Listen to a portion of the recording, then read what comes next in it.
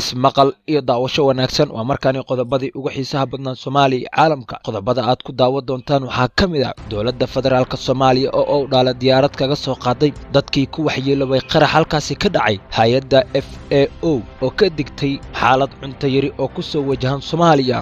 ra'iisul wasaare Khayre oo xeraa la geeyay dadkii uga barakacay colaadda beesha caalamka oo war ka soo saartay shirkad dib u heshiisiinta Galmudug maxkamadda ugu sareysa ee Kenya oo isku khilaaftay kiiska badda Soomaaliya ra'iisul wasaare Khayre oo shaaciyay sababta uu Baydhabo u tagay iyo soo dhaweyn heer sare oo loo sameeyay intaasina waxay ayeen qodobada ugu door koron warkeena markaan u diyaar garooba ayagoo intaasi ka faahfaahsan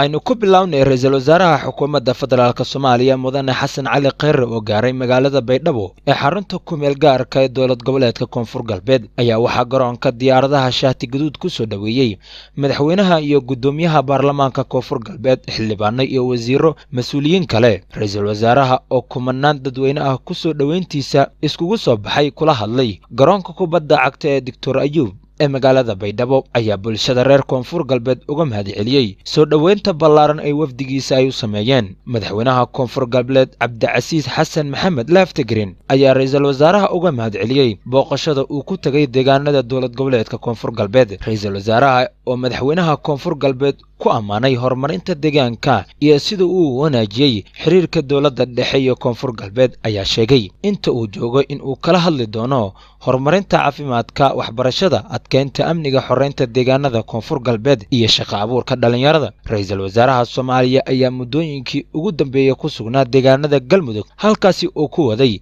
dadaalo dib u heshiisiineed waxaana uu halkaasi ka furay shirka dib u heshiisiinta Galmudug kaas oo ay ka qayb galayaan ergooyin badan oo reer Galmudug sidoo kale wuxuu booqday magaalooyin dhowr ah oo ka tirsan Galmudug hay'adda cuntada iyo beeraha adduunka FAO ayaa ku dhawaaqday in dalagga Soomaaliya ka soo go'a sanadkani uu aad u liito sanadihii la soo dhaafay ee laga soo bilaabo 2011 waxaana saameyn weyn uu ku yeeshay isbedelada cimilada adduunka FAO ayaa intaasi raacisay in dib u dhaca roobabka xilliga gu'a oo ka mid ah waqtiyada ugu wanaagsan ee la beerto galeyda iyo guridda webiga ay sabab weyn ku noqotay hoos u dhaca wax soo saarka dalka 19% deegaanada qaarkood warbixin ku saabsan falaqaynta badbaadada raashinka iyo qoodinta ay soo saartay hay'adda cunnada iyo beeraha adduunka FAO ayaa lagu sheegay in ka badan 2 milyan oo Soomaali ah ay aad ugu baahan yihiin kaalmooyin dhanka raashinka oo degdeg ah qaramada midoobay oo tusaale u soo qaadatay warbixintani soo baxday sanadkani 2019 iyada oo ay maqan tahay kaalmooyin bini'aadanimo xilli 2 milyan iyo 200 oo kun oo qof oo ku nool Soomaaliya ay wajahayaan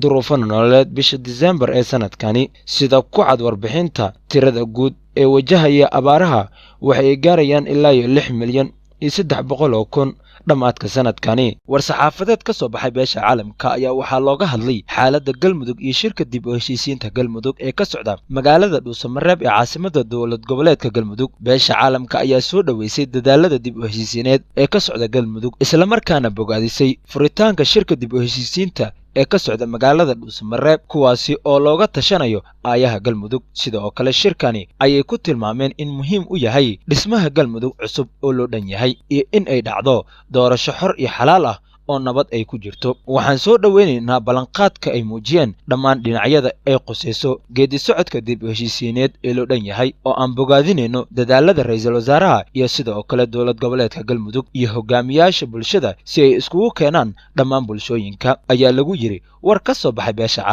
beesha caalamka ayaa rajo ka muujisay wadahadallada Galmudug iyo in ay noqdaan kuwo midho dhala iyo in uu shirku uu aas u yahay dowlad midaysan oo xasiloon oo ka jirta Galmudug dowladda Soomaaliya ayaa waqti badan ku bixisay Galmudug waxaana muddo 3 bil ah ku sugnaa deegaanadaasi ra'iisul wasaaraha Soomaaliya dowladda federaalka ayaa ku dadaalaysa in ay Galmudug geysato shakhsi iyada ka amar qaata si ay danaheeda uga gaarto doorashada madaxweyne ee Soomaaliya dowladda ayaa hore gacanta ugu dhigtay maamul goboleedyada Hirshabelle iyo Koonfur Galbeed waxayna ku fashilmatay Puntland iyo Jubbaland inkastoo aan la ogeyn natiijada ay kala kulmi doonto doonto doorashada soo socota ee galmudug. ra-iisul wasaaraha xukuumadda federaalk soomaaliya mudane xasan cali kheyre ayaa gaaray magaalada xeraale ee gobolka galmudug si uu u hubiyo dhaqangelinta heshiiska nabadda ee reer huurshe iyo reer xeraale ay ka wada saxiixdeen magaalada dhuusamareeb ee xarunta dowladgoboleedka galmudug. socdaalka ra-iisul wasaaraha ayaa waxaa qayb ka ah xildhibaano labada gole ka tirsan iyo qayb ka mid ah bulshada colaadu darteed uga barakacay xeraale oo ku noolaa deegaanka huurshe. bulshada magaalada xeraale ayaana si heer sare ah u soo dhoweeyey wafdiga uu ra-iisul wasaaraha uu hogaaminayey ee qaybta ay ka yihiin ehladii ay colaada kala geysay. bulshada ay dagaaladu kala geeyeen ee dib u midoobay maanta ayaa farxad iyo dabaaldeg weyn ka dhigay xeraale, waxayna si wada jir ah ugu ballanqaadeen ra-iisul wasaaraha in nabadda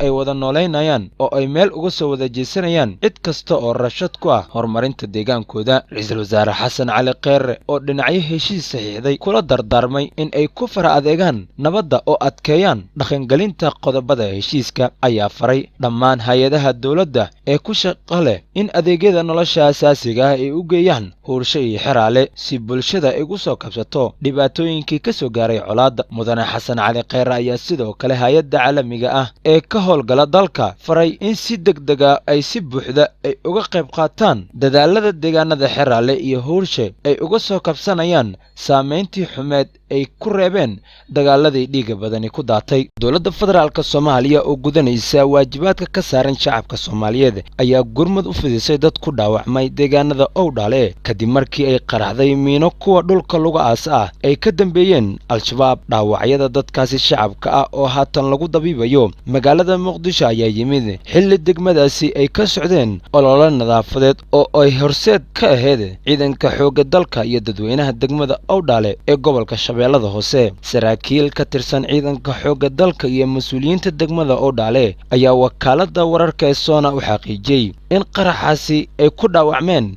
ilaa iyo 7 ruux halka ruux kale oo u dhintay dhaawacii ka soo gaaray. ciidanka xoogga dalka iyo dadweynaha degmada owdhaale ee gobolka shabeellada hoose oo isgarabsanaya ayaa olole nadaafadeed iyo jarista dhirta loo yaqaano keligeed noolaha ka bilaabay xaafadda degmada owdhaale kadib markii laga xoreeyey magaaladaasi argagixisada al-shabaab. gobolada hiiraan iyo shabeellada dhexe waxaa ku sii xoogaysanaya howlgallada ay ka wadaan ciidanka xoogga dalka soomaaliyeed iyo olole shacabka ay iskaga dulqaadanayaan dhibaatooyinka ay ku hayaan maleeshiyaadka al-shabaab. sida uu daabacay wargeyska the star ee ka soo baxa magaalada nairobi ee xarunta dalka kenya, waxa uu haatan khilaaf xoogan ka dhashay kiiska badda ee uu soo kala dhex galay madaxweyne uhuru kenyatta iyo wasiiradda arrimaha dibadda monica juma. the star oo xiganaya mas-uul ka tirsan madaxtooyada dalkaasi ayaa sheegay in monica lagu haysto sida ay u wajahday arrinta badda ee kala dhexaysa soomaaliya iyo sida ay ula dhaqantay dowladda Itoobiya. wargeyska wuxuu sidoo kale warbixintani ku sheegay in wasiiradu lagu eedeeyay in ay magacaabday diblomaasiyiin aan xirfad lahayn. sidoo kale waxyaabaha ugu culus ee lagu haysto waxaa ka mid ah in siyaasiyiinta arrimaha dibadda ay ku fashilantay isla markaana ay Kenya u nugushay in 2 jeer ay fagaarayaal caalami ah ku guuldareysato sanadkan soo socda. eedeynta koowaad waa arrinta badda ee Monica Juma lagu eedeeyay in qaab aan waafaqsaneyn diblomaasiyadda ula dhaqan Soomaaliya isla markaana ay gaartay go'aano culus iyada oo aan la tashi samaynin madaxtooyada Kenya. midda labaad ayaa ah kursiga golaha ammaanka ee qaramada midoobay oo ay sanadkani kula tartamayso dowladda Djibouti. ugu dambeyn Juma ayaa lagu dhaliilay in ay si shakhsi ah u weerartay dalka Itoobiya oo aan saaxiib la nahay. dhinaca kale wargeyska ayaa qoray in sidoo kale lagu dhagan yahay xogayaha joogtada ee wasaaradda arrimaha dibadda ee dalkaasi. xogayaha ayaa isna lagu eedeeyay in